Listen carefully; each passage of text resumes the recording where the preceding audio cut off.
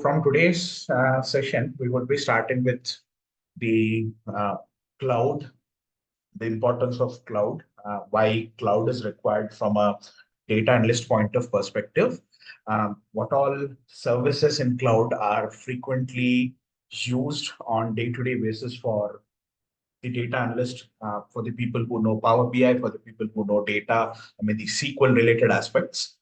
Why is it important? What do you mean by fabric? How different is it with respect to cloud? So that all discussion we would be seeing today.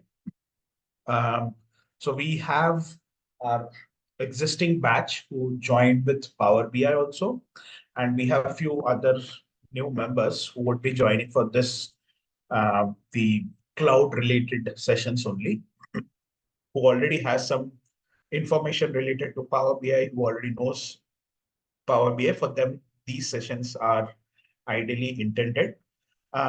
So to get started with, maybe for few who have joined today, I'll give my introduction also. First thing, very good morning, and if you are from US, good evening. Welcome to KSR Data Vision. So myself, Ritesh, I have around 7 years of experience now. This I have to go back and update, 5 years of experience, but I have around 7 years of experience into this IT industry. I've completed my Bachelor's of Engineering in Computer and Technology. I'm a certified data analyst. I work for Microsoft, and my key expertise are the data analysis, data engineering, and bit of the database, the architectural related roles. I have certifications in the Power BI, in the Fabric domain also, the latest DP certification, which we get from the Microsoft for Fabric, especially for Fabric related aspects. I worked in banking, I worked in retail, I worked in a bit of healthcare domains also, more specific to Microsoft related internal projects. Microsoft has their own finance and revenue system. They has their own internal healthcare, the employee healthcare system. So there also I worked as a data analyst. So I have around 3+ years of experience specifically to training new joinees, upskill them. So this is what the brief idea about myself. So more specifically, what would be the agenda for today's session? Why cloud computing? What all important aspects the cloud computing carry along with any specific course you take into consideration in today's world or in today's trend. You take any example of any, might be a testing, might be a development, might be even production support. For production support roles also, there are few requirements where you need to know some cloud concepts, how the cloud aspects are used, or maybe if the cloud is part of that project itself, where you're supporting that project, even for that role, cloud computing is must. Now, why cloud computing? Why not the previous or existing systems? There are few limitations for existing systems. Our primary focus would be on Power BI. So there are few limitations in Power BI also. Why? And how to overcome that limitations? Where can we use our cloud concepts that we would be discussing? It's a wireless and seamless mode of connectivity. You can connect cloud from anywhere, any part you are around the world, very easy if you have a good internet connection. And what would be the infrastructures which are present in the cloud? If we are considering a cloud, there is some architecture behind it. So what kind of architecture we have, how the data is managed in the cloud, how it is stored, what all infrastructure related roles are present in the cloud. So all that aspects we would be discussing in this, maybe probably in today's session. So to get started with, let's have some basic example. Now what basic example is, see, if you take a consideration of Power BI, now there are limitations in Power BI. Now what all limitations we have that we would be discussing first. If anyone can let me know how many components are present in Power BI desktop. Our primary focus would be on Power BI. Why? Because this specific Cloud course would be specially designed for people who already know Power BI, people who already know SQL. So more specific, after reporting why cloud computing is required, that is what the aim is. So if you can let me know what all components are present in Power BI. I mean, maybe the Power BI desktop, we have separate components in Power BI desktop also. So what all components are present?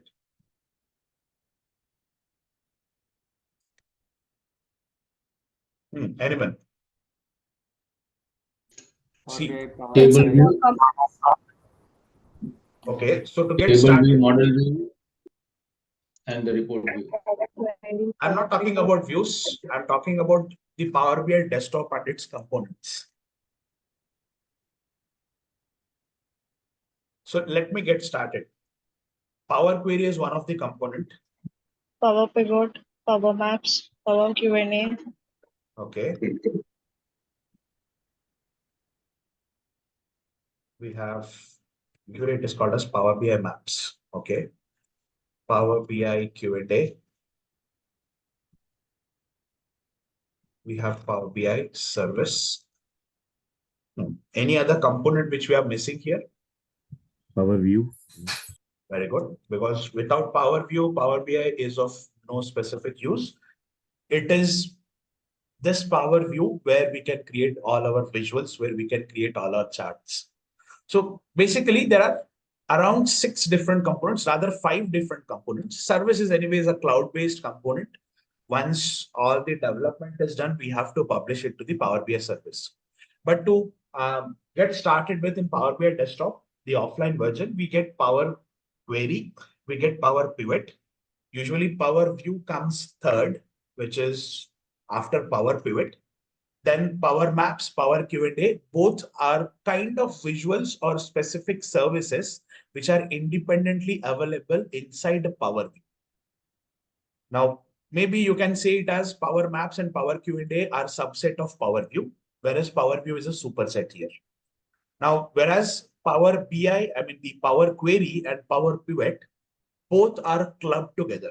I mean, here also Power Query is the superset and Power Pivot is somewhere intact with the Power Query only, which you can call it as a subset. I mean, Power Pivot is a subset of Power Query because it is attached with Power Query in the background. Same goes with Power View. It is a superset here. And the other two components, we have Power BI Maps, which is nothing but a visual. So somewhere it is intact with the Power BI and the Power View only, where we can use the visualization. So somewhere it's a subset. Same goes with Power Q&A. Again, it's a subset. It's a kind of artificial intelligence or NLP kind of service. If you double click, or maybe we have a visual also, we usually can ask a question, prompt a question here, and depending on our question, it can create charts. So somewhere the components are 5 different components, and the Power Query and Power Pivot are clubbed together, whereas Power View, Power Maps, and Power Q&A are somewhere clubbed together. Now, if you take an example of Power Query, I mean, what is the ideal use case of this Power Query? We use it for cleaning, right?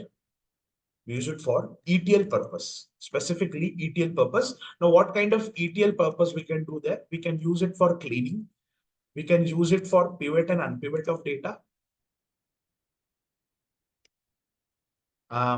What additional uses are there? Maybe data massaging. Now, what do you mean by massaging is, apart from cleaning, if the data isn't easily or maybe not correctly arranged, we have multiple options there. We have append, we have merge, we have merge columns also. There are multiple other options also where we can create additional columns. So end-to-end multiple options are present inside this Power Query, and somewhere Power Pivot is also somewhere clubbed with it. That is what I'm trying to explain. Power Pivot is also a component which is also part of Power Query. Maybe it is slightly different where it has certain other features also. So the primary idea behind Power Query and Power Pivot usage is more specific to cleaning and data massaging. Apart from it, we can change the structure of the data also. So that is where the ideal usage of Power Query comes into picture. Maybe more a kind of transforming the data in whatever form we are getting to whatever form we want in the front end to create the end-to-end visuals. So in case of Power Query, there are certain limitations. Now, it's one of the powerful tool. You can directly load any kind of data to the Power Query. We have multiple connectors also available in Power BI. So using that multiple connectors as a different sources, we can usually load data from multiple sources. But there are certain limitations. Now, what limitations we have? Prior to getting into limitation, we need to first understand what are the different types of data loads. I mean, we usually get data in 3 different formats. One is import. The other one is direct query. And the last one is live connection. Right? So in case of import, I mean, this is widely used. Probably 70% of the time people tend to go with import. In case of direct query, there are few, again, limitations here. In case of direct query, many DAX functions are not supported. I'm not saying each and every DAX function. I'm only talking about around 50 to 60% DAX functions are not supported. Only 40% which are frequently used, that DAX functions can be easily used or easily, maybe we can create multiple measures as and when we connect the data as a direct query. But as I've said, 60% DAX functions cannot be utilized. Incremental refresh is not clearly, it is not clearly established for this direct query perspective. I mean, these two are one of the biggest disadvantages or limitations. Same goes with live connection. I mean, in case of live connection, we don't have data tab. In case sometimes in live connection, there is a chance that we may not get the modeling tab also. So in that case, anyways, only we are getting the data. We don't have flexibility to maybe go back and clean the data also, go back and change the data modeling also. Every time we have to go back and check the data source. But in case of import, we usually have end-to-end options. We can import the data, we can change the model in the Power BI itself, we can clean the data, we can change whatever transformations we want as per our requirement. So most of the times people tend to go with import. Now, in case of import also, there are 2 widely used data sources. One is from storage account. Now, what do you mean by storage account? Maybe we get files as CSV files, we get files as text files, we get files as some other flat files format, or else it would be a SQL, a database. In that case, if we are importing the data, there are few limitations also. Now, as we have discussed limitations of direct query and live connection, where we only use 25 to 30% of the time if the data is somewhere not suitable for import. But in case of import also, there are few limitations. Now, we cannot load large data. If the data is very large and if you're loading the data as an import to Power BI is specifically used for reporting purpose. The primary idea behind creating this Power BI tool is it is specifically used for reporting purpose. Okay, there are few components which are available in Power BI where we can use it for ETL, where we can use it for transformation of data, where we can use it for merging, appending. There are multiple options which are available in the background. But there are few limitations. As I've said, if the data is very large, now large in the sense, it depends on what kind of source you're trying to connect. Source to source, the amount of data load, if you are importing it to Power BI, it varies. Somewhere it can take up to 1 lakh rows, somewhere it can take up to 10 lakh rows, or somewhere it can take up to only 50,000 rows. Usually when we open a Power BI and when we are trying to connect as an import, there a notification is sent that more than 50,000 rows is not visible. But that is a random limitation for certain set of data sources, not every data source. Now, what kind of data source we are trying to connect, depending on that, that changes. Now, as I've said, we cannot load large amount of data. Accepted, if we load large amount of data, Power Query will take much of the time. We want to clean the data, right? We want to do some transformations there. So Power Query will take most of the time to get that data. Most of the time to get that data sorted.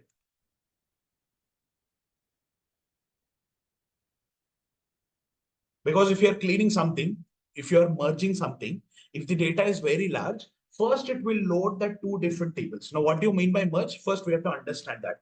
Now, merging means it's a kind of join which is available in Power Query.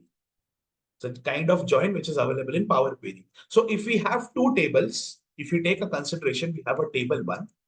We have table one with 1 lakh records, 1 lakh rows, and we have table two with again 1 lakh rows. Now, the first thing is, if you want to merge these two entities in Power BI, you have to load the data first. So in order to load this 1 lakh records, somewhere it will take 10 minutes of time here. I'm not saying Power Query, it cannot handle. It can handle, but there are limitations. As I've said, somewhere it will take more amount of time. Same goes with table two. If it is again taking 10 minutes, somewhere we have wasted our 20 minutes. But our ideal aim was to join these two tables. Our ideal aim is to join these two tables. Now, these two tables are coming from two different sources. The question is, these two tables are coming from two different sources. Now, some people will also have a question that why can't we do it in the source itself? Definitely, we had an option, we can do it in the source, but these two tables are coming from two different sources. So in that case, you cannot join that two tables in the different sources, right? You have to first load it to the Power Query, and then we have an option called as merge. So if these two tables are taking 10 minutes to load, and again, once the data is loaded, we have to merge it. We have to give the merge condition. We have to check what kind of join. We have to inform that Power Query editor that we want to perform so and so join. We have a fuzzy matching logic also. We have to put that. And in that case, if merge is also taking 10 more minutes to completely merge these two tables, somewhere we are wasting our 30 minutes here. Because if the data gets on adding, it goes on increasing. The time also goes on increasing. So this is one of the biggest drawback of Power Query. Now, I cannot call it as a drawback. It's a limitation. Power Query, it has to first get the data. It has to first import it entirely into Power Query editor. Then we can use it for merging. You cannot directly merge it, right? So every record should be present and then we can use it for merging. So somewhere we are wasting our 30 minutes of our time here. Now, why this scenario, why this background is required is the same process. If the two different tables are coming from two different sources, we have a component called as ADF in Azure Cloud.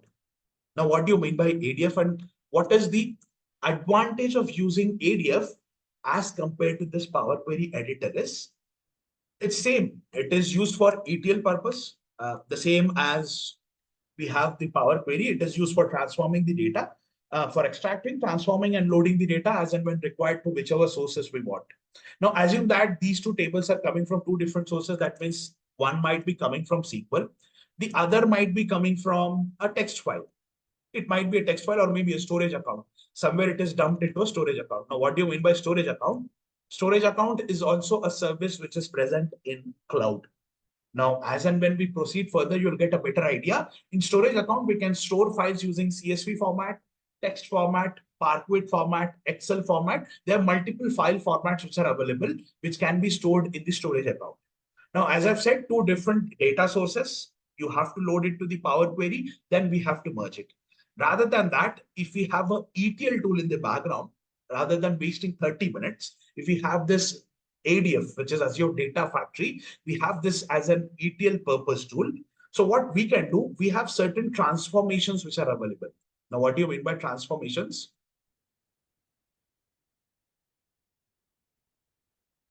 In the ETL itself, we have a T. T belongs to transformations. Transformation is somewhere we have to merge these two tables, join these two tables prior reaching the Power BI and then load it to the Power BI. Rather than wasting time inside this Power Query engine, can we merge it? Can we join it outside Power BI and then get it to the Power BI? There is a feasibility. In transformations, there are multiple activities which are present. Now, activities means the same. Word convention, it's changing here, but transformations or activity are both the same. So we have a join condition, and we have a copy condition. Now, condition means copy activity and join activity, which are present inside this ADF, which can be used for joining the tables and then copying the table to certain location. From there, we can connect it to Power BI. Now, what we are doing is we are reducing the burden on Power BI.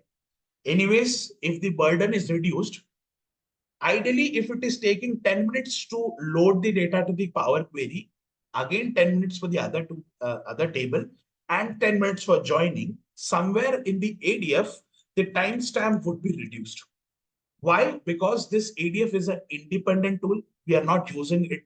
I mean, this data, we are not using it in Power BI. We are first transforming it, whatever the ideal aim is. So somewhere, if it will aggregated take 10 minutes as compared to 10 different minutes or 30 minutes clubbed together inside this Power Query. Because this is very faster.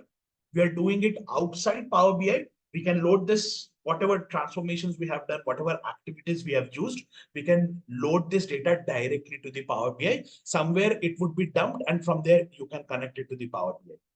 So wherever there are limitations in Power BI, for that specific purpose, some cloud services are used widely nowadays. This is one, just as this is very a small example. ADF is somewhere a same replica of Power Query. What you see in Power Query, that all transformations, somewhere it can be done in the ADF rather than doing it in the Power Query. The advantage is time taken is less, load on Power BI would be comparatively negligible because we are not loading two different tables. We're directly loading the merged entity, the joined entity, where it will reduce the time effort, where it will reduce the storage effort also. Yep, Deepam, you have a question. If we, from SQL, let's say if we're in the view, we have 4 million records, okay? And we create a data flow on the Power BI service. Okay. Okay. And then do some massaging or some cleaning, dropping the column or formatting or transformation we do in the data flow. Okay. Two separate data flows. One is for fact and one is for dimension tables. Okay. And then use those two data flow in Power BI. Is that a good strategy or not? It is also recommended, but if you're talking about data flows, because you can do some transformation and data flow also, right? So it's a part of service. Service is a part of cloud. The Power BI service, you have to be part of cloud. Now, again, then I withdraw my question. I think we're going to cover that, right? Yep. So somewhere you need to have your Power BI Pro minimum Pro license to use this data flows. You have to create it the Power BI service. You have to have your cloud account. Now, as we have reached out to data flow, let me explain. There is a service. Now, service in a sense, there is a subset. In ADF, we have an option called as data flows. The same data flow which you get in Power BI service, somewhere that similar option is also present in ADF. It is again called as data flow. Now, as ADF is a replica of Power Query, I mean, we can use ADF where we feel that Power Query is not capable enough. The same concept, we can use data flows which are part of ADF wherever we feel the pivot is unable to do. Whatever Power Pivot is able to do in the Power Query, in the background in Power BI, if that Power Pivot is not able to handle large amount of data, we can do that same option in data flows. This data flow is a part of ADF. Okay, as so we will cover both the scenarios, right? Yep. The data flows which are part of Power BI service, somewhere it is also similar like data flows which are present in the ADF. Slight difference. But we will practice both the scenarios, correct? Yep, we will practice both the scenarios. Okay, thank you very much. Now, Power Query and Power Pivot are clubbed together the same way ADF and Dataflow, which is part of ADF, are clubbed together because they are kind of tightly coupled in one single service. Both are not different services. The same concept is used. ADF is more a kind of end-to-end pipelines. Dataflow is also a pipeline, but here we may need not write a single line of code. Everything is done using drag and drop. Dataflow is more a kind of non-coding component which is present in ADF. In ADFs, in certain activities, we have to write a code. We have to mention certain logics there. But in case of Dataflow, mentioning logic is there, but need not write a single line of code. So that is how different Dataflow in ADF is. Same, the Dataflows in Power BI service also does the same, right? I mean, what we can do in the Power Query, that can be done in the Dataflow, and then we can connect it to the Power BI rather than every time doing it in the Power BI. So that same aspects are used. It's a part of ADF only. We may need not create any additional service for getting this ADF, the Dataflows component to be used. So to overcome the limitation, to overcome the drawbacks, the ideal aim is we are using these cloud services. Now, okay, drawbacks we have seen, limitations we have seen. It is very faster as compared to the Power Query component. The load on Power BI would be reduced. The foremost and the most important aspect of the cloud is you can connect it from anywhere. You can connect, if you want to connect ADF, you only need the access. Once you have access, internet is the second most important thing. If you have internet, we can connect ADF from anywhere. Anywhere you are part of, maybe you are working from US, you're working from India, you're working from any part of the world, from whichever country you are part of, you can connect it very easily. Even if your laptop, even if your desktop, even if your any kind of system doesn't have a good RAM, doesn't have a good storage, that is different part. But if you log in this ADF, your RAM, your storage, it will not have any impact because it is purely connected to cloud. Everything is handled by cloud end to end. No need of any additional storage. In case of Power BI desktop, we have to use our local systems because it will impact. The RAM will have a huge impact. Usually, whenever we use Power BI, a minimum of 8 GB RAM is recommended. In case of ADF, you can use this ADF on a system where it will have 2 GB of RAM also. Okay, somewhere your system will work slow. But in case if you have connected to the ADF via cloud, which is via browser, there is no as such delay because complete handling is done by cloud services. On your on-premise, on your local system, nothing is managed. So that is one big advantage of using ADF. Can be connected from anywhere without any additional storage requirement. So this is one of the advantage. The reason to move to cloud, limitations of Power Query, limitations of handling the data, time it required, and amount of storage it is occupying on your local system. Whereas ADF, it is purely a cloud-based. You can connect it from anywhere you are part of. So gateways will be out of picture? In case of ADF, not even a gateway is required. For Power BI service, gateway is required. For ADF, it is not even required. No any gateway required. You can directly connect to ADF. If you have an access to the cloud, you need to have a subscription. That's it. Now, go ahead.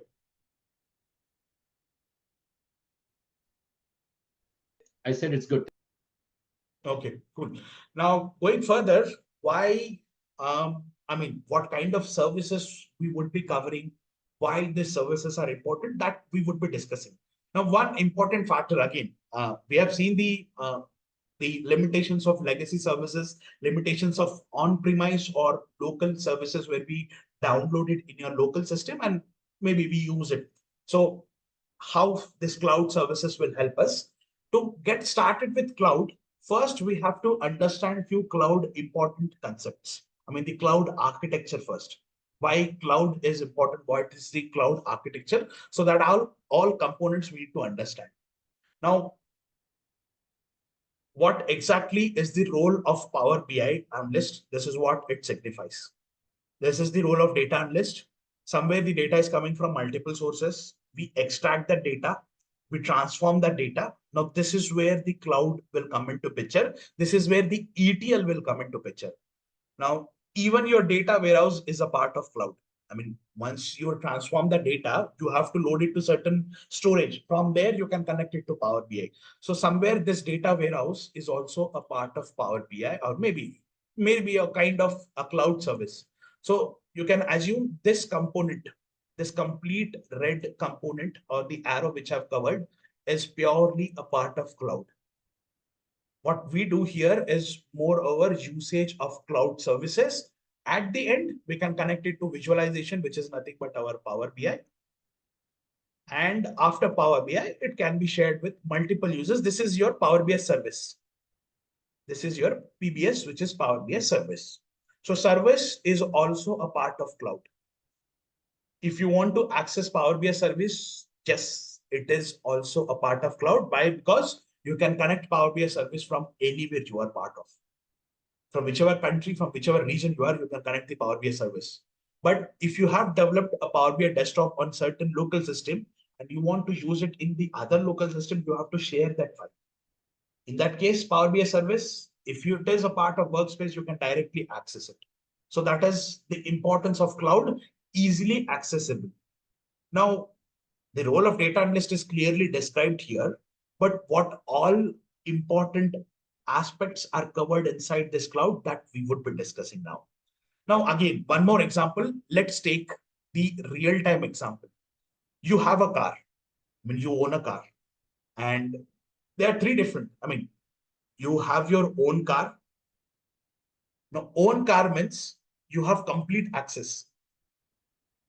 You have complete access. You are the owner. You can unlock it as and when required. You can drive it as and when required. So more a kind of you are the owner of that car. So it's a more a kind of on-premise solution. You own it. You can do whatever you want. But whereas if you rent that car, you are renting that car, right? So rent that car, it is called as leased car. Now, in terms of cloud, there are three different architectural styles, or maybe there are three different, maybe you can call it as a structures.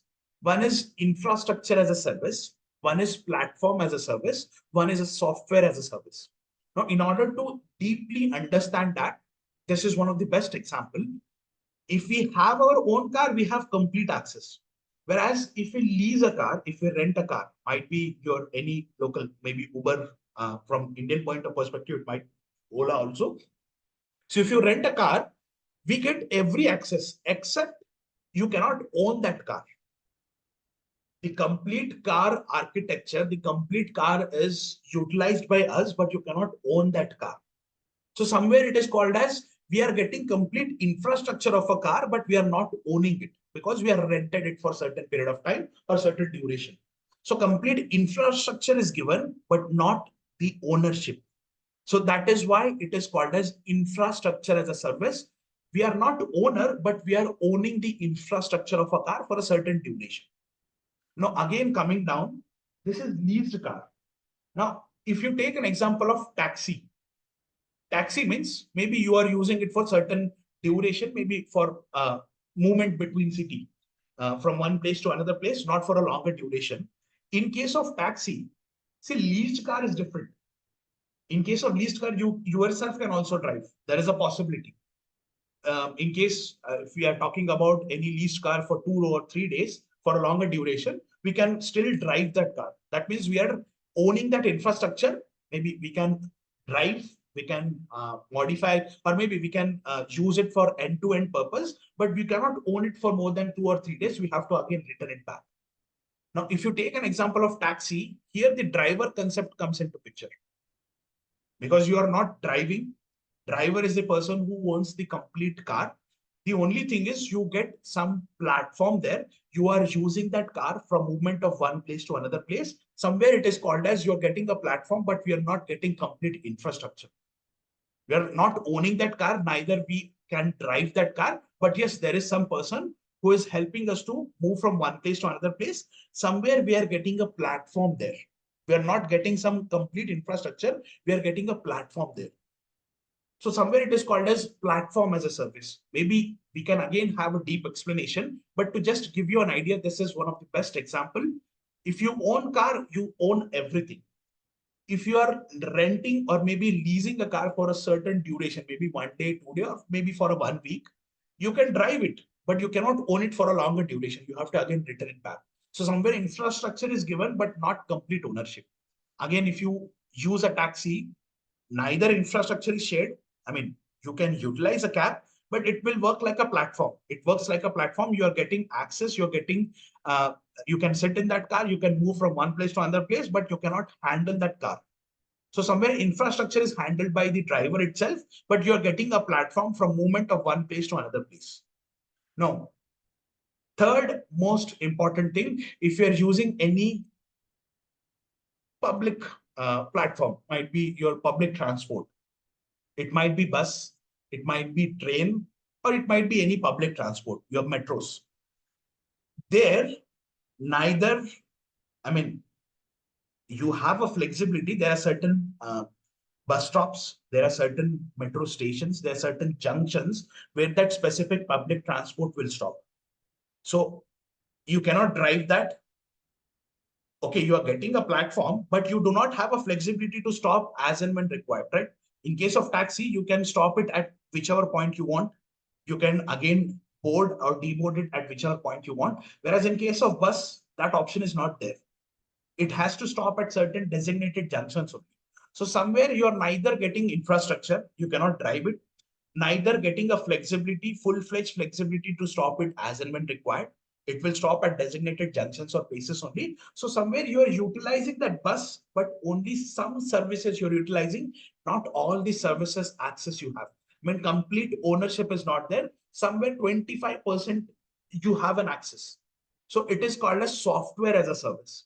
Now, how these services certainly vary, we would see with some other example, but in real-time use case, a person who owns a car is complete end-to-end. He has infrastructure, he has platform, he has software. Whereas in case of leased car, he will only get infrastructure.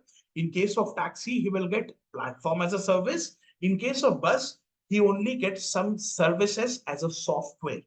Now, software in the sense may not have all the accesses, but only you can utilize it for certain duration.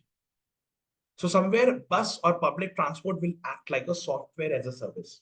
Now, in order to get the brief idea about this, let's take an example of traveling. You want to travel. This is one of the best example. You want to travel via, maybe you're going for a holiday, maybe you're going for a vacation. There are certain rules and regulations. So if you take an example of on-premise accommodation, it is our I mean, we are the owner. I mean, we are independently traveling. We have full flexibility. Luggage transfer, we have full flexibility. What kind of transport we want to use, we have full flexibility. Everything is owned by us. You can see there are multiple things. Everything is owned by us. This is completely on-premise. Now, if you're talking about infrastructure as a service, you're traveling by plane, bus, or train. See, do not get confused with this. This is different. The example which I've given, this is slightly different, whereas this is more a kind of combined example. You want to travel or you want to have a vacation outside. If you're traveling by plane, bus, or train, transport is managed by one of them. How we are moving, the map or routing, the routing is managed by whichever kind of platform, whichever vehicle we are using. Luggage transfer is also managed by them. Accommodation, okay, maybe if we are traveling by bus, or maybe we have taken a group vacation. So certainly accommodation is also managed by that planner also. Only flexibility is we have these options, right? We have these options. You can manage only this yellow or orange part. Medical insurance, ticket booking, food and entertainment. We have a flexibility. We can use it as per our request. Now, if you take that same example, it is partially guided travel. In that case, it is platform as a service. In case of platform as a service, you will only get these flexibility. Which food you want to eat and which site you want to visit. All others are managed by some other guided person. All others are managed by some other guided person. There would be a certain tour guide or a traveler who is managing accommodation, who is managing how our luggage is movement, who is managing what kind of transport we would be using, who would be managing where we would be visiting, who would be managing all our insurance, visa, all our works, including ticket booking. So everything is managed by certain tour and traveler, or maybe a certain person, a third party person. Now, if you take end-to-end package. Now it's more kind of end-to-end package. We need not manage anything. See, completely it is managed. That is why it is called as software as a service. That is why it is called as a software as a service. We are only going and coming back as if we are using some application. Application is nothing but your software. If you're using some application, it is nothing but your software. So in simple terms, if you want to break down this example, now how can we break down? If you own a laptop, your laptop is your complete on-premise laptop is managed by yourself. Your end-to-end laptop is managed by yourself. The second thing, infrastructure as a service. Now, what do you mean by infrastructure as a service? I'll share a few examples. If you create a virtual machine, virtual machine, you want to connect some PC, which is somewhere far from you, but you are connecting via a cloud service. Virtual machine is usually called as infrastructure as a service. You can manage the infrastructure, but there are a few limitations. That limitations cannot be managed. You are not the owner of this virtual machine. You are just accessing this virtual machine. So that is why it is called as infrastructure. In case of virtual machine, you can manage that machine end to end, but you cannot own it. So somewhere virtual machine is infrastructure as a service. Now coming down to software as a service, we'll talk about platform as a service because it's an intermediate mode or between infrastructure and software as a service.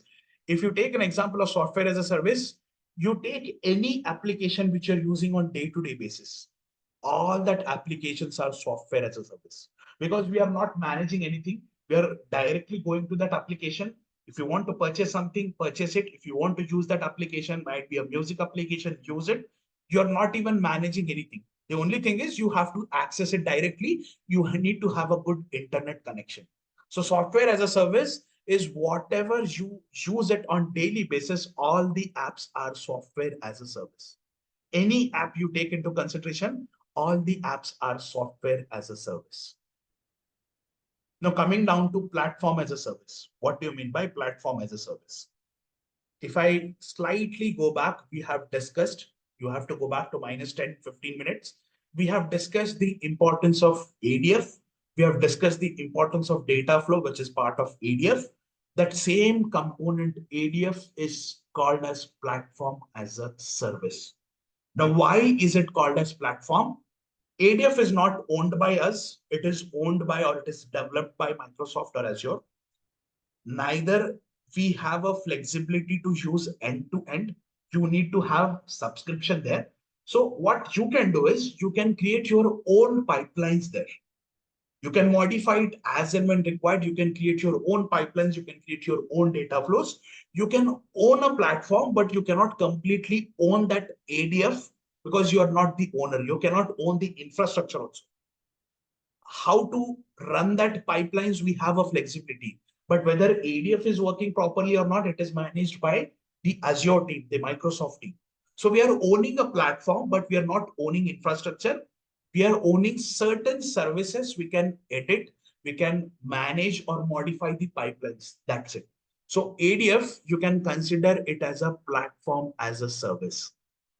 Some people will call it as software as a service. No, it's not a software as a service because we have a flexibility. We can go back and edit our pipelines, change our data flows, change the transformation logic. Everything can be changed or managed here. So we are getting a platform to update our resources, but we are not getting the complete infrastructure to manage our resource. Only thing is we are getting a platform there.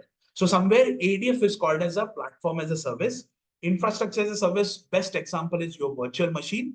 Your on-premise is your laptop. And software as a service is whichever application you're using, directly downloading it and you're using it is called as a software as a service.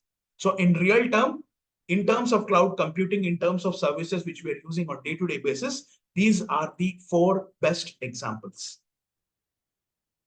Now I'll take a pause. Any questions on this?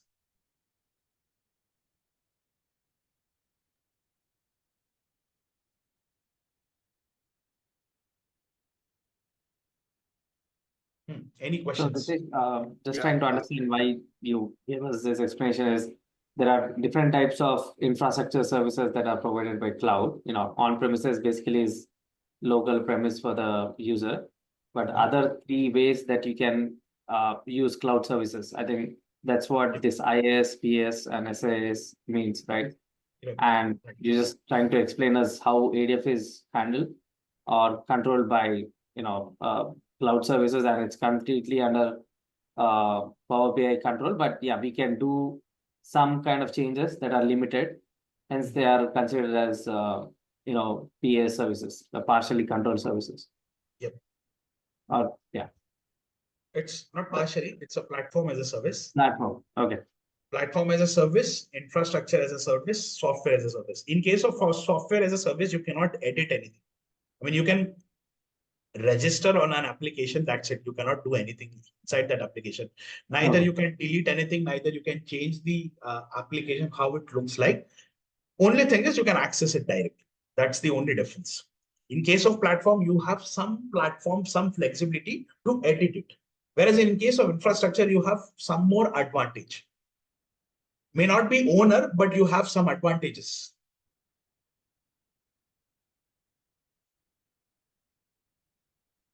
Any other questions?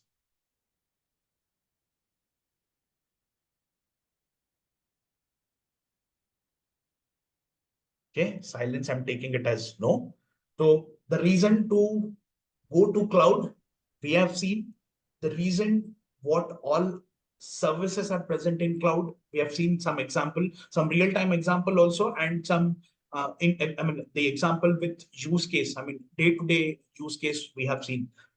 People who are working professionals, you will know the importance of virtual machines, because usually whenever you're working for any client, you will get this virtual machine access.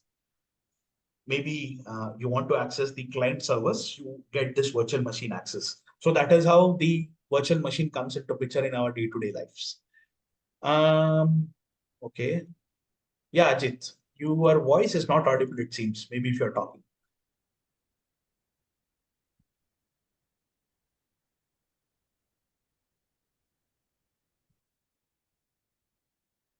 Yes, we can basically name, there are, again, we have to reach how many services, how many, options are available in Azure.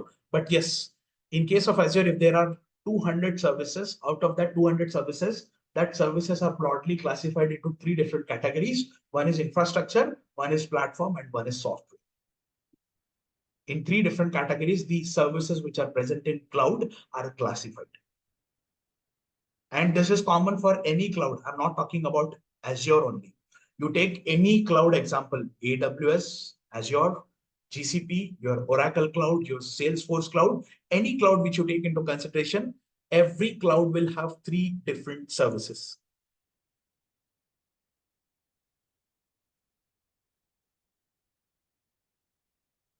Okay.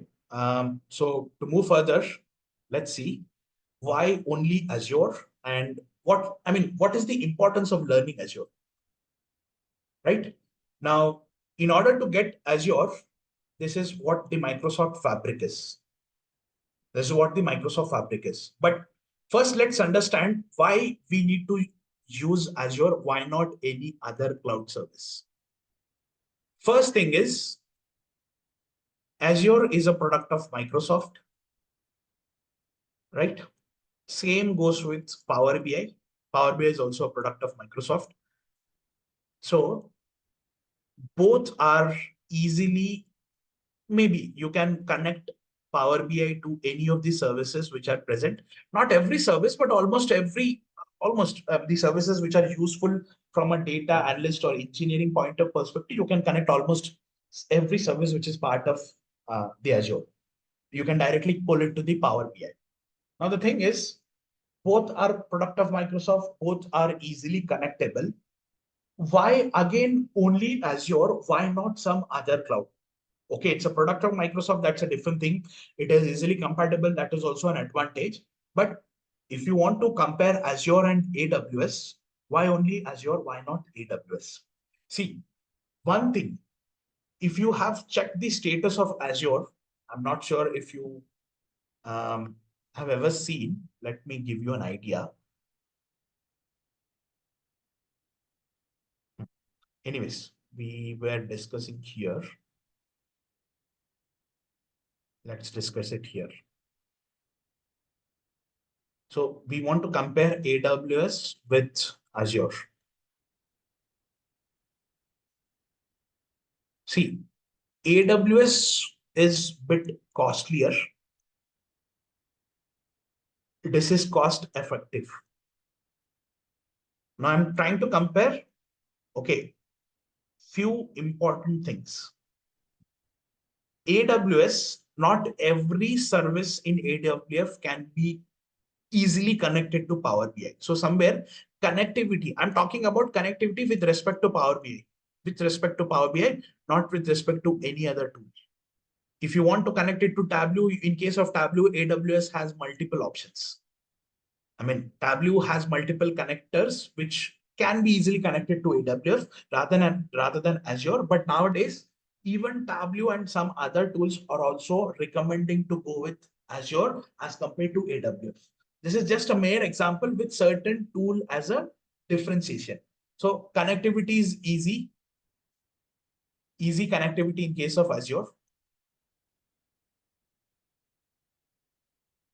Now, cost effective, easy connectivity. This is one of the, or these 2 points are most important points. Now, coming down, if you have checked the trend of AWS and Azure, I'll recommend you to go back.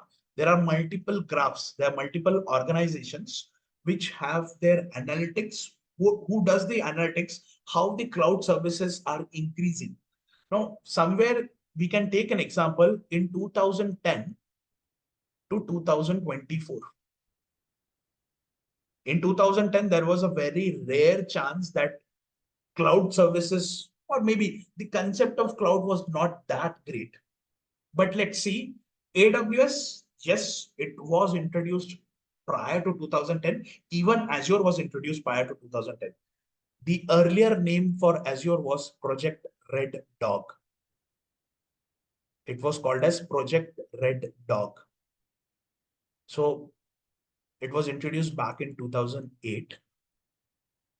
Not publicly, it was introduced inside certain set of people only. They had an access. It was just launched back in 2008. But after 2010, it was publicly previewed. After 2012, it was, I mean, widely shared. So from 2012 or from 2014, the importance of cloud came into picture. Now, if you take an example, you go back and research any cloud aspect, any organization who is understanding how these cloud organizations are working. Somewhere in 2010, AWS was here. I mean, Azure was not even publicly introduced. So there wasn't any presence of the Azure. You can say Azure was introduced somewhere in 2012, which was publicly previewed. Now, if you take a look, AWS was already a market leader there, or maybe it was a cloud component which was earlier present to Azure. If you see the trend, AWS gradually increased and the ray is somewhere getting down. I'm not saying it is very, I mean, it's a very slight decreasing trend. You can see somewhere AWS like this. If you go back, this is some imaginary line you can assume. Somewhere in 2030, AWS will be somewhere here. But if you take a look at Azure, Azure was more a kind of steady. But since last 6-7 years, it is somewhere here. Maybe in future, this would be a dotted line. Azure can be here, AWS can be here. Now, there are multiple aspects, right? There are multiple aspects which are taken into consideration. See, since last 6-7 years, even I'm trying to understand why Azure is not easily able to overtake AWS. Yes, AWS is one of the cloud leader. It has everything which is present. More than 300 services are there. As compared to Azure, there are 100 plus services. In Azure, there are 200 service or maybe 200 plus. In case of AWS, there are 300 plus services. But the biggest advantage which Azure gets is it is a product of Microsoft. Microsoft has a very good marketing strategy.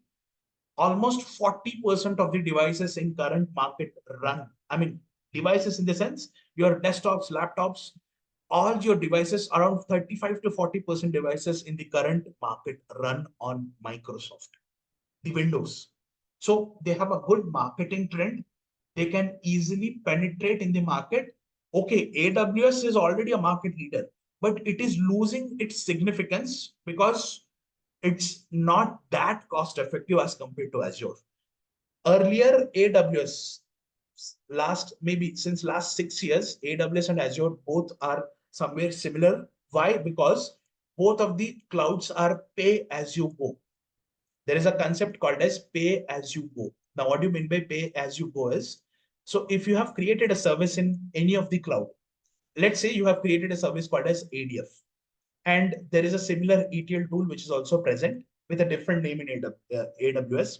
So if you have created an ETL service and you want to use this ETL service, so somewhere Azure, since its inception, if you only use ADF, it will generate a revenue.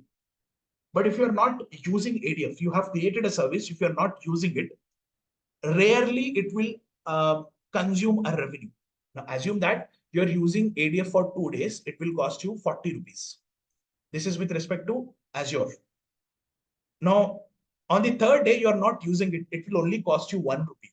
Just to maintain that, whatever pipelines you have created, you want, in order to maintain that, it will cost you 1 rupee. Whereas earlier, AWS was not that way. AWS was very costly. Why? Because it used to generate revenue even if you use it, even if you not use it, any of the services. If you have created a service, it will go on generating the revenue. Azure was not like that. It was one of the first cloud provider to introduce pay as you go service. As Azure have introduced, nowadays AWS has also came into picture. They have said that we will also make it pay as you go, but still AWS is still costlier. Somewhere it is still costlier. Azure is not that costlier. And both, I mean, Azure and Power BI are product of Microsoft. So if you open Power BI, almost 30 to 40 different data sources options are available to connect from Azure. Whereas if you want to connect to AWS, there are only 2 to 3 different sources. Apart from 2 to 3 different sources, you cannot connect AWS to Azure, maybe to Power BI directly. But in case of Azure, you can connect it to Power BI with more than 30 or maybe 30 plus options which are available for different data sources. So that is one of the advantage. Reason to use Azure as compared to AWS, we have seen the difference.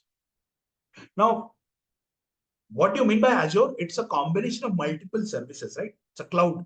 So we have 200 plus services. In case of Azure, 200 plus services are present. Now, how is it related to Microsoft Fabric? And what do you mean by Fabric? Ideally, what do you mean by Fabric and how is it related to Fabric? That we have to understand. See, Fabric is nothing but maybe you can call it as a subset of Azure only. It works like a subset of Azure. Now, why is it called a subset?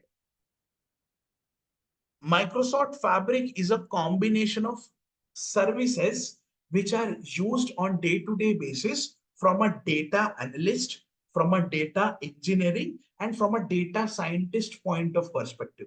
Only for these 3 roles, Fabric is useful.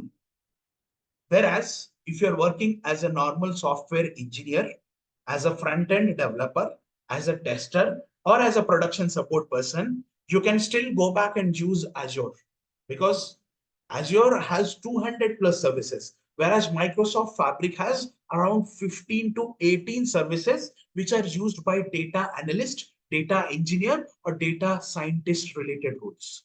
That is the only difference. Services which are used by data related roles are certainly kept inside one single umbrella, which is nothing but Microsoft Fabric. Now the question is, if Microsoft Fabric is a subset of Azure, yes, it is a subset. In order to have Microsoft Fabric account, in order to activate this, you can activate using Power BI service also. There you will get free trial of 30 or 60 days. 60 days trial of Fabric. I'm talking about Fabric. So you will get a free trial of 60 days if you want to utilize this Fabric for the very first time. But if you want to utilize after 60 days, you have to go back to the Azure only to activate your Fabric. Because as I've said, Fabric is also a clubbed service which is part of Azure. It is still present in Azure. To give you an idea, let me show you.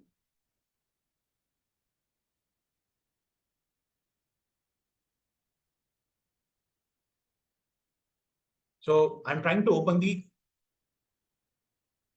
Azure portal, the Azure account.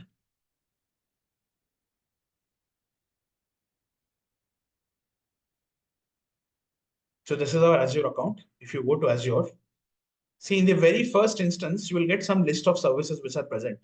The third option itself is a Fabric here. So Fabric is also a service which is part of Power BI. Okay, but it is somewhere clubbed in Azure as a cloud. After 60 days of free trial, you have to come down to the Azure portal, get down here, create a new Fabric and connect to that Fabric capacity. If you take a look here, so you have to select all these subscription resource groups. So we would be discussing all this maybe in tomorrow's session. What do you mean by subscription resource group? What do you mean by resources? But if you want to extend that Fabric, you have an option by which size you want to extend. You will get all this information which is present here. So what is the minimum SKU? SKU is nothing but a stock keeping unit. Depending on SKUs, what amount of data can be used in Fabric environment, it also varies. If you have a very basic of F2 license, not large amount of data can be handled in the Fabric. Whereas if you have F8, F16, F32, as and when the SKU license increases, you can handle more amount of data. You can handle it very easily without any certain storage limitations or any, there are few limitations with F2 if you compare it with F4. Same goes with F4 and F8. So as and when the SKU license increase, the capability also increases in case of Fabric. If you take a look here, one important thing, how costly Fabric is, you will get an idea.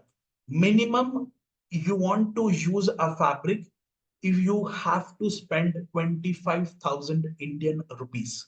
Now for the people who have joined from some other countries, if you have login, and maybe once you'll get the email ID credentials from our KSR team, once you enroll for this course, you will get the email ID credentials. You can log in this Azure portal. With respect to each region you are part of, you will get the estimated costs.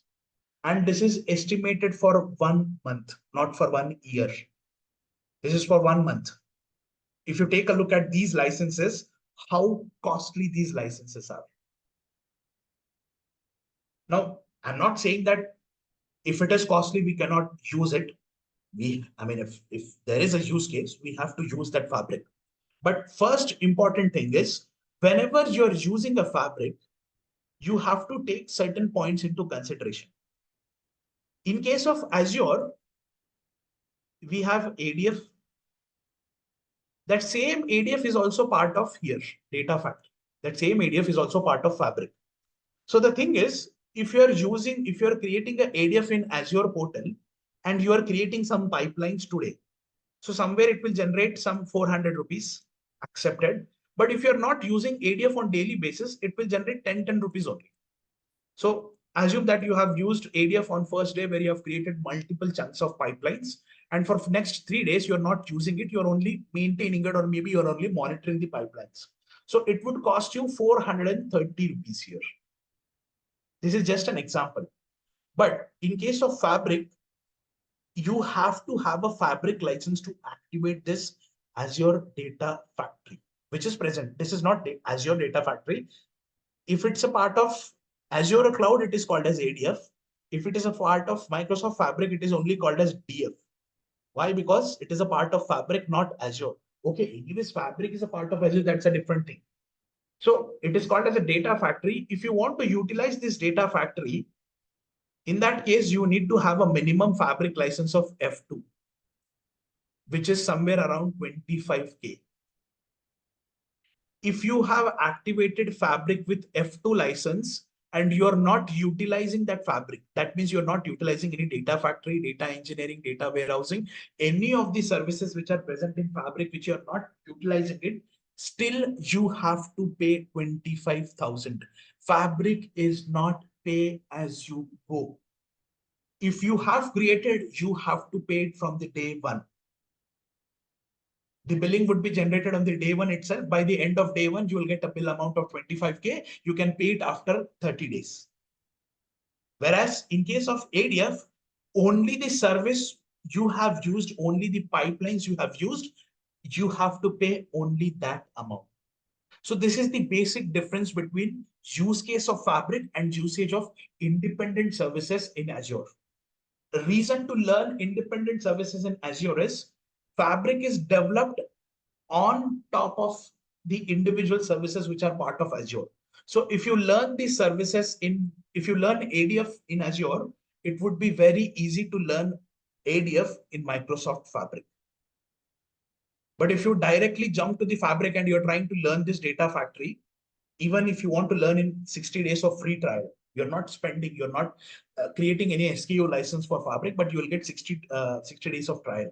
Inside that 60 days of trial also, if you want to learn data factory, data engineering, all these services, it is very difficult to understand. Why? Because the UI of Fabric is not that easy to understand. But if you know individual services which are part of cloud, like ADF, like Logic Apps, like Databricks, like Synapse, all these services, if you know individually in cloud, that can be easily utilized or that can be easily created in Fabric. Why? Because you know how that services work. Whereas if you try to learn it vice versa, from Fabric to the Azure cloud services, it is very difficult to cope up. And as I've said, after 60 days, you have to pay that amount, minimum F2 license. So one of the reason to learn independent services and then move to Fabric.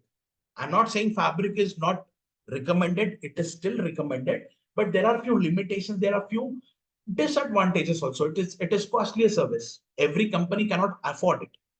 Okay, if you think that there are chunk of people, there are 50 to 40, 40 to 50 people who are utilizing this Fabric on daily basis, then it is useful. But as I've said, it should be a group of people, and that group of people should be using that resources on frequent basis. Only in that case, Fabric is useful. But one more thing, if you learn that services independently in cloud, it is very easier to learn in Fabric.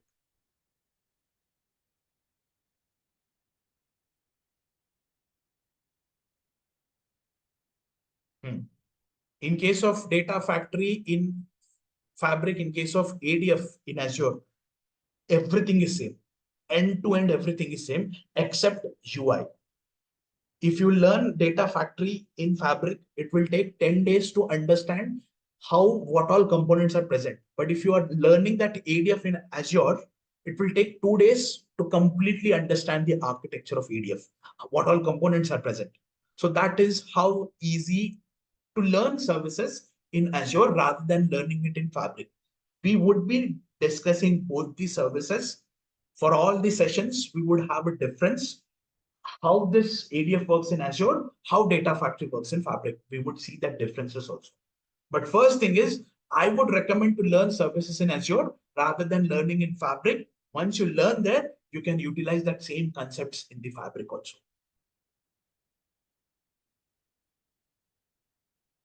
So any questions here? What do you mean by Fabric? We have discussed. How different is it with respect to cloud? That is also we have discussed. How is it dependent on cloud? What all licenses are present? Maybe we haven't discussed each and every license, but basic idea I've shown you how Fabric works, how the services are clustered inside Fabric, how the services are independently available in the Azure portal. That discussion also we have seen. Any questions here?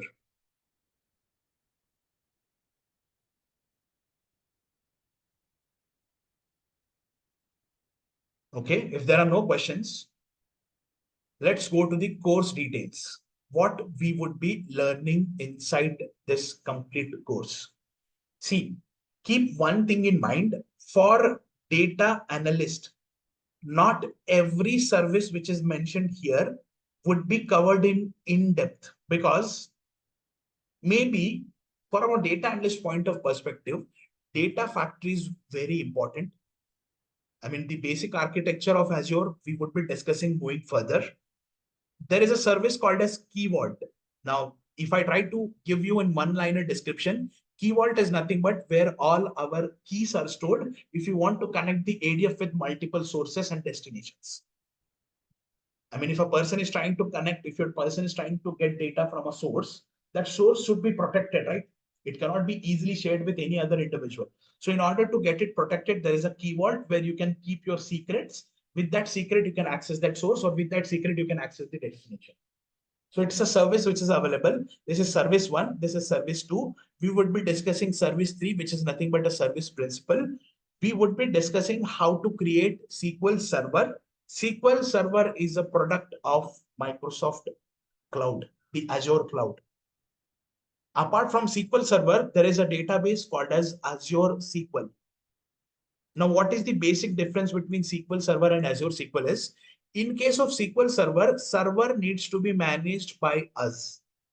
You have to create a separate server and you have to create a database inside that server. Whereas Azure SQL server is managed by Microsoft itself. You can go ahead and directly create a database.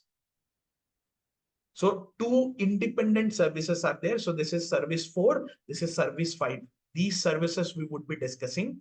And there is a service 6. 1, 2, 3, 4, 5, and 6. 6 different services would be covered end-to-end. Complete end-to-end services would be covered for all the 6. Now coming down, we would be covering basics of Databricks. Now why Databricks I wanted to cover is, see, Databricks is morely used by data engineering or data scientist folks. But we would be discussing the architecture of Databricks, how Databricks is useful, how it works, what is the exact use case of the exact use case of the Databricks. So from a data analyst point of perspective, this is 7th service, but this is partially covered. We would not be covering end-to-end Databricks, but yes, you will get a good idea about how Databricks works, how is it useful for what kind of data. Again, coming down to the service 8. This is Synapse. Synapse is nothing but a combination of multiple services clubbed together. You want to create ADF, you want to create SQL Server, you want to create storage account. Now, every service is an independent service, but you want all these 3 services in one single umbrella, just like a fabric. Synapse is not complete fabric, but Synapse is combination of these 3 services clubbed together in one single umbrella. Again, in case of Synapse, you will get Databricks also. You have a flexibility to create Databricks notebooks in the Synapse also. As I've said, Databricks is partially covered. Synapse would also be partially covered. Why? Because Synapse is a combination of Databricks. It is a combination of storage account. It is a combination of SQL Server. It is a combination of Azure Data Factory.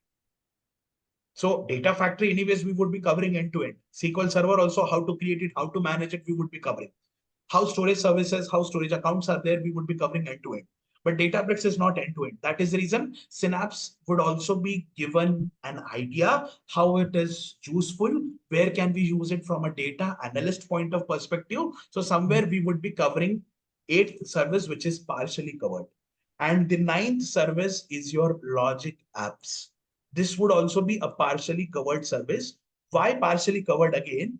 Logic apps is nothing but to create an automation. to send some automated emails, to get some automated alerts. In order to get some automation, you can use this logic apps. It will look like ADF, but this is not ADF. In case of logic apps, there is a pipeline, same pipeline related activities are present, but that pipelines are called as flows. And it is similar like Power Automate. In case of Power Platform environment, we have Power Apps, Power Automate, Power Virtual Agents. So there are multiple other services, but in that Power Platform environment, there is a component called as Power Automate, which is used for creating automation or flows. It is similar like Logic Apps. So this service, how is it useful? How can you send automated emails? That we would be covering only partially, not end to end, because this is not required from a data analyst point of perspective. Only to give you an idea how Logic Apps is useful from a data analyst or for a data analyst. So last 3 services partially covered, above 6 services would be covered end to end. This course would be duration of 1 month, maximum of, now 1 month means 1 month plus 1 week buffer we will take. 1 week buffer, that's it. 1 month will have 20 working days, or maybe Monday to, the sessions would be Monday to Friday, not on weekends, Monday to Friday, and 1 month with 1 week of buffer. So somewhere we would be closing it around 20th of September is our plan. If not, it would be 27th of September. That's it. Maximum, I would close it by 20th. If there are few services which are left out, we would be covering if there is a additional requirement.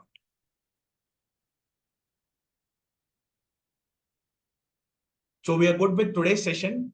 Any questions for the people who are already part of this Power BI course? They might have the complete idea. For the only people who have joined today, only specific to learn Azure and Fabric, you have any questions, feel free to ask.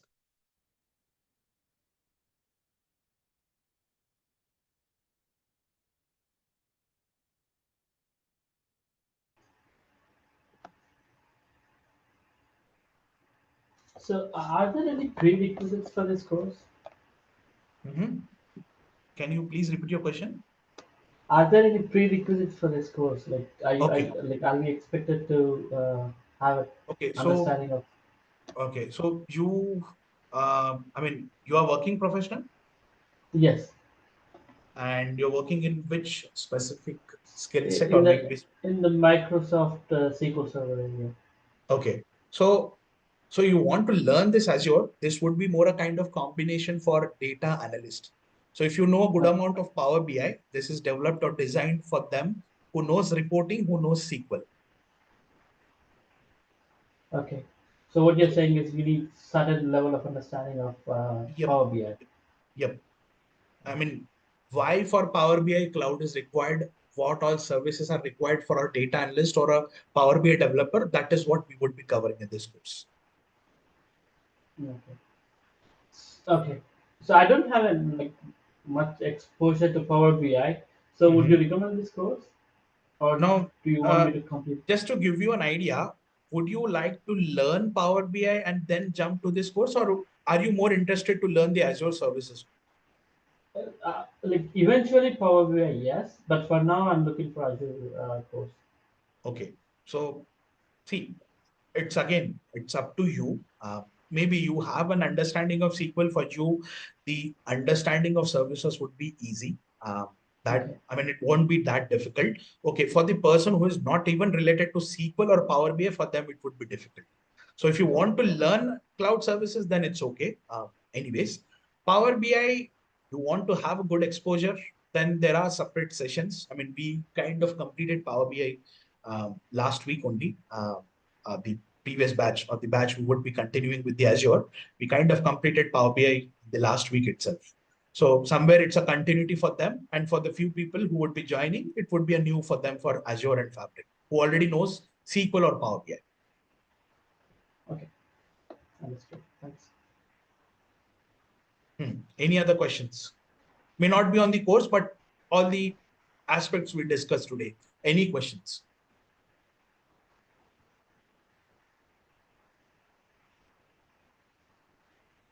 Ritesh, like these services, like you are explaining in Azure and Azure is like in the Fabric, right? Once we are good with the Azure, then we are going to Fabric. Okay. Yes. So SQL is mandatory, like Ritesh, like I just joined. See, I guess you joined with Power BI, right, Santosh? Yes, yes. Okay, so we may not be writing in-depth SQL queries here, but somewhere some SQL logics are used. So, okay, anyways, you would be added to the next SQL batch. For you, it won't be that difficult. Okay. Okay. Thank you. Any other questions?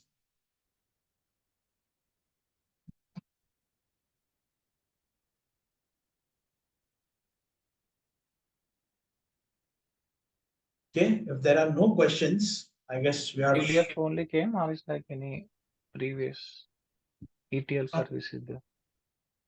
Okay, can you please repeat the question? Who was that? I missed you. Yeah, Deepam. Yeah. Your voice is breaking. Maybe we are not able to hear you clearly. No, I No, didn't this is speak. Santosh. Yes, Ritesh, I Santosh. am asking. Yeah. Okay, So okay. Yes, Santosh. what I'm asking is like ADF is there, right? Like Azure is there, right? Like before that, is there any kind of ETL service like now we are explaining ADF, right? Before that, any ETL service is there? Before Power BI, there wasn't any. I mean, before Power BI, there was SSRS. I guess we No, no. discussed in Power BI, right? No, not that one. Like in the cloud service, I'm asking. No, no. In Azure, it's the only ADF. We have an ETL. Prior to that, there wasn't any. Okay, legacy was SSIS. SSIS is similar like ADF, SQL Server Integration Service. But these are individual tools. These are not a part of cloud. These are standalone tools. Mhm.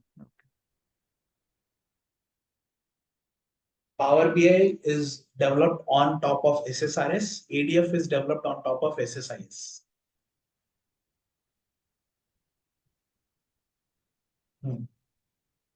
Yep. Any questions?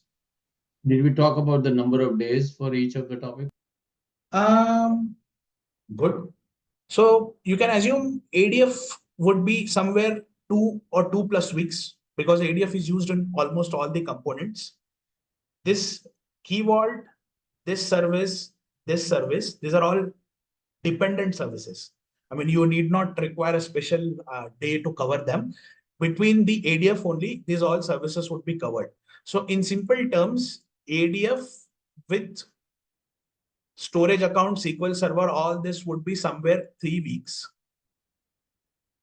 And 1.5 week or 1.5 week somewhere.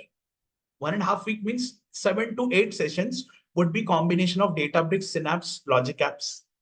Because this is not covered in depth. You will get a basic idea what is the exact use case, how they are used. You will get a basic idea. So somewhere you can assume that 3+1 week. So if required, we will extend it to 3-4 days. That's the ideal idea behind this.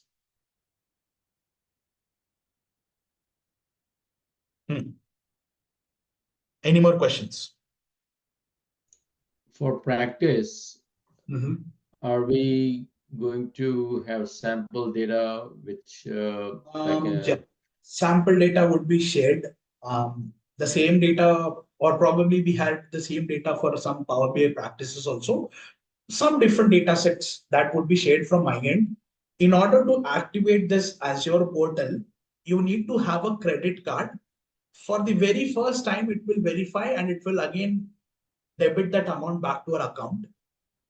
It is a 30 days trial. I would not recommend to activate it this week. Probably next week, I would show you how to activate the Azure portal. With your KSR email IDs, you will get the Fabric license trial of 60 days. That also you can activate.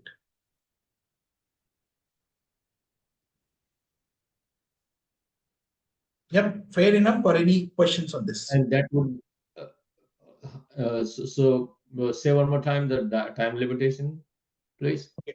Fabric is for 60 days. It's a trial. For Power BI service, you will get 60 days again, but it would be premium license there.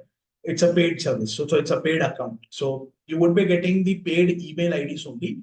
In case of Azure portal, you need to activate using the credit card. It is only for verification purpose. You will get 30 days of free trial. Some 13,000 to 14,000 Indian rupees you will get. It varies. In case of US dollars, it's somewhere around 200 US dollars. So which is more than enough for one complete month. After that, It's it would be 200. pay as you go service. So I would be showing how to activate it, how to make sure that after 30 days the subscription is deactivated. All that processes we would be discussing. Okay, volume of data, Um, sample data.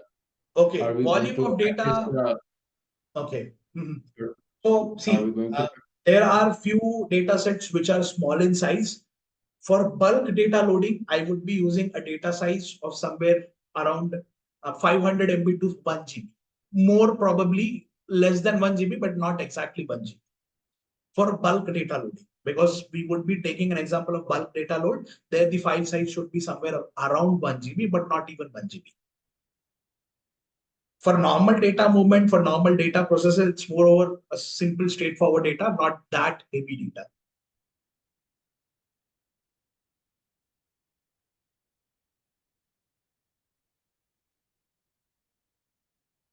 Any other questions?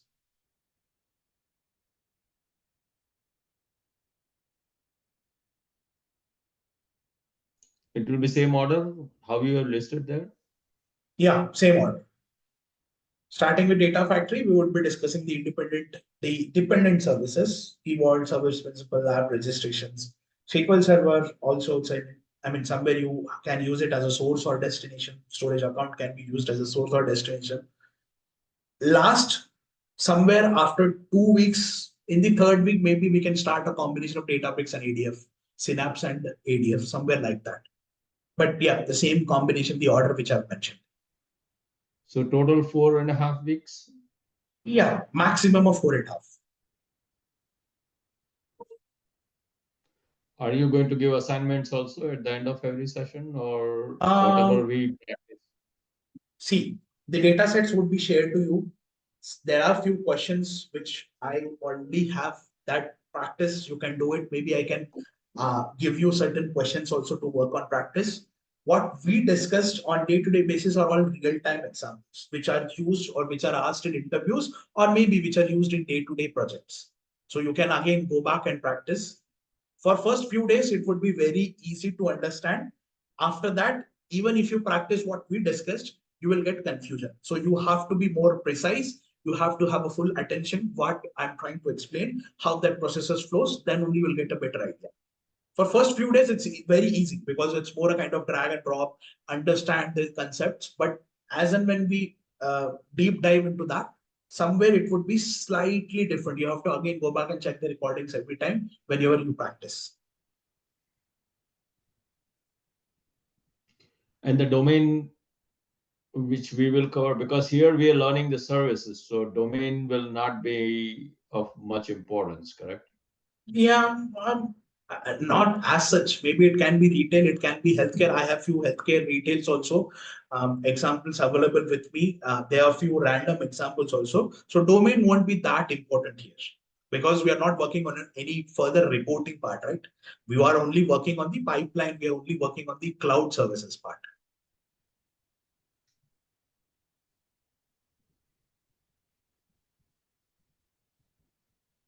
Okay.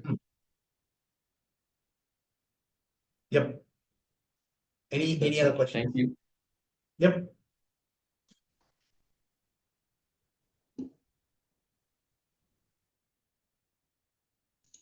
That's all. Thank you very much.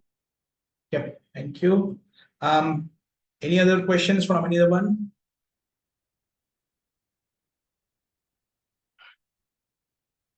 So if there are no questions, I guess we're good enough to close this. Let's connect back tomorrow at the same time. We would be getting started with the cloud components, the basic idea of the cloud architectures.